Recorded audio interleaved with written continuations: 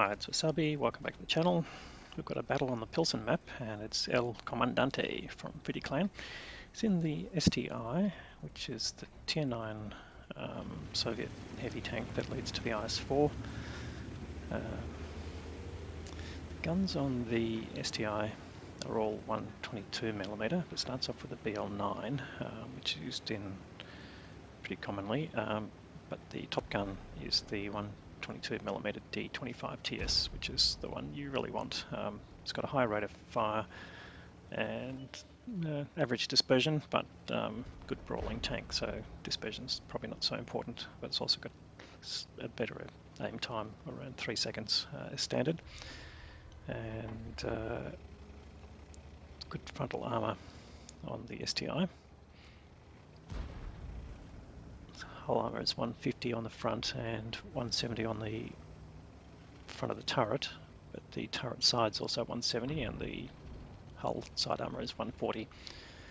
So pretty good all-round protection. Even the rear armour is 100mm on the rear of the hull, but 160 on the turret, so the turret's pretty strong. So getting to a hull down position where you can protect your hull is a good choice.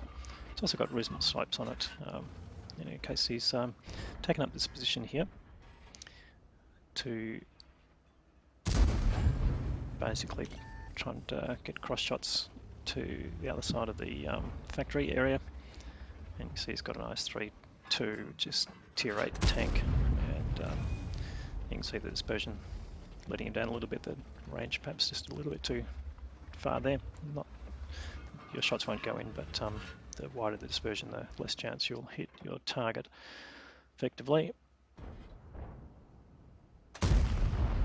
But that hit but didn't penetrate. Now he's top tier in this game. Let's give it a little bit more detail in the playlist. So it's Tier 9, Tier 8 game. So he's top tier heavy tank, and he's supported there by Leopard PTA and a Skoda 250, but they're both medium tanks. And there's a T-30 Tier 9 tank destroyer. And on the other side, actually the IS-3-2 is Tier 9, sorry, take that back. It's the double-barreled Tier 9 Soviet heavy tank. And they've got a Progetto and a T-95 and a GW Tiger, so seems to be a slight imbalance there, but in any case, we'll see how that pans out in the game. That's also always one thing to do when you're starting the battle, is to have a look at the team lists and the tanks that you're facing and try and work out your strategy while the timer is ticking down. It gives you a chance to make better decisions into what part of the map you want to move and who you want to face. Now, he was spotted, and Artie's finally sort of picked him up. He finally gets rid of the IS-3-2 after taking a bit of damage there, but that's his first bit of damage, and he's lost a crew member. But the IS-3-2 there was firing APCR.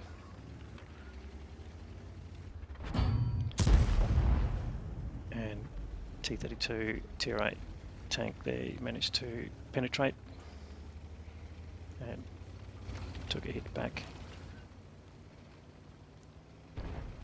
So he's basically using the rubble here as much as possible to conceal his hull, but now he's pushing on the 53 TP. It looks like he's got protection from the sides there, so he can use the corner here. Now the only thing is he's not 100% sure, well he is now, how many tanks there are behind there. The T-32's moved back in. And he's just looking for a shot on that 53 TP, which he does get a nice hit there. You can see the alpha there is pretty good, over 400 average. And there is bounce that round coming in. Punishes the T-32, but he wants to concentrate on the 53 TP as the Tier 9 tank there. Does take a hit from the T-32, and he finally thinks, okay, too much of an annoyance. Doesn't quite get rid of him, leaves him on 102 hit points. He's taking a bit of damage there, gets some guns out of the game. Luckily bounces the T-32, and the T-32 gets taken out by Artie. So he can concentrate now on this 53 TP. It's already over 3.5k of damage. So getting good use of his gun, and also his armour is nearly blocked at 3,000. And that 53 TP is just giving up hit points. And now he can keep his face to there, it bounces another round. with only one tank to concentrate on, he can definitely basically optimize his armor a lot compared to the other side. And just one more shot in and you get rid of him. Goes for the, where is he going? Oh no, 53 TP gets taken out by the medium tank there, the CS52 LAS. And he's been punished by a charioteer.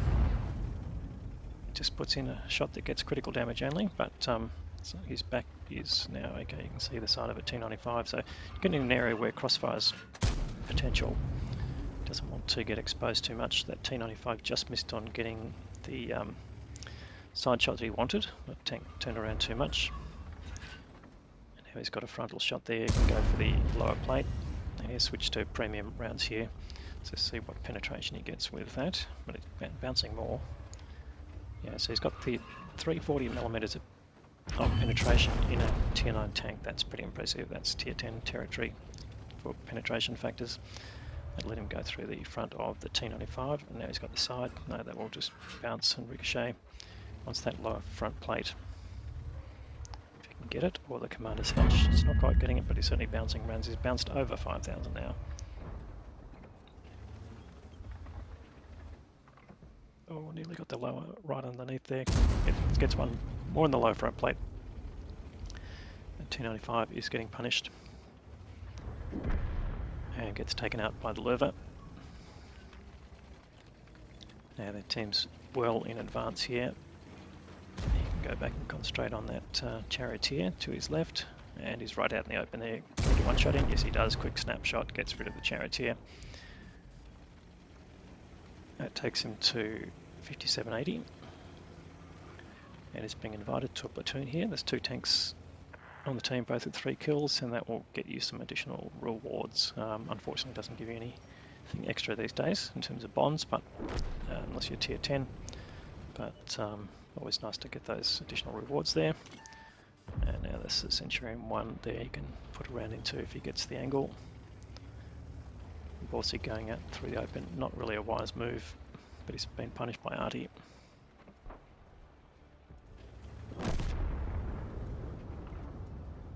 He's just trying to get his aim in on that CS53, and it hits but ricochets.